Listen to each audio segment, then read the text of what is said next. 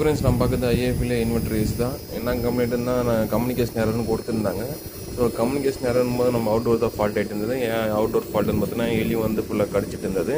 எலி எல்லாமே பார்த்தீங்கன்னா அந்த கெப்பாசிட்டர்லேருந்து 2 கெப்பாசிட்டரு, அதுக்கப்புறம் எஸ்எம் ட்ரான்ஸ்ஃபார்மரு, இங்கே ஒரு 10 வோல்ட் கெப்பாசிட்டரு, அதுக்கப்புறமா இந்த வயரிங்கு கம்ப்ரஸர் ஒரு வயரிங் இது எல்லாமே கடிச்சிட்டு இருந்தது. ஸோ நம்மளுக்கு அந்த எஸ்எம்பிஎஸ் வந்து எஸ்எம் ட்ரான்ஸ்ஃபார்மர் கிடைக்கிறதுனால தனியாக ஒரு மாடியூல் வச்சு நான் ஆன் பண்ணியிருக்கேன். இப்போ பார்த்தீங்கன்னா போர்டு வந்து ஆன் ஆயிடுச்சு, லைட்டும் பிளிங்க் ஆகின்னு இருக்குது. இது பார்த்தீங்கன்னா ரன்னிங் லைட்டு பிளிங்கிங்கு. பார்த்தீங்கன்னா கம்ப்ரஸர் ஸ்டார்ட் ஆகிடுச்சு, போர்டும் பக்காவாக ரெடி ஆகிடுச்சு. கம்ப்ரஸர் ஃபஸ்ட்டு ஸ்பீட்லேருந்து செகண்ட் ஸ்பீடுக்கும் மூவ் ஆகுது. ஸோ நம்ம ஃபால்ட்டான பொருளெல்லாம் பார்த்தீங்கன்னா இந்த எஸ்எம் ட்ரான்ஸ்ஃபார்மரு இதெல்லாம் கடிச்ச எலி இது இன்னும் ஒரு 4-5 சின்ன சின்ன காம்பவுண்டெல்லாம் கடிச்சிட்டு இருந்தது. பார்த்தீங்கன்னா எல்லாமே பக்காவாக ரெடி பண்ணி யூனிட் ஆன் பண்ணியாச்சு. ஆன் பண்ணிட்டு ஃபுல்லி டெஸ்டிங் கொடுக்கும்போது இன்டோர் ஃபேன் மட்டும் ஓடுது, அவுட்டோருக்கு ஃபேன் மட்டும் ஏசி சப்ளை தான் சப்ளையும் வந்துடுச்சு. கம்ப்ரஸர் பார்த்தீங்கன்னா 3 ஸ்பீட் எடுத்துன்னு ஓடின்னு இருக்குது.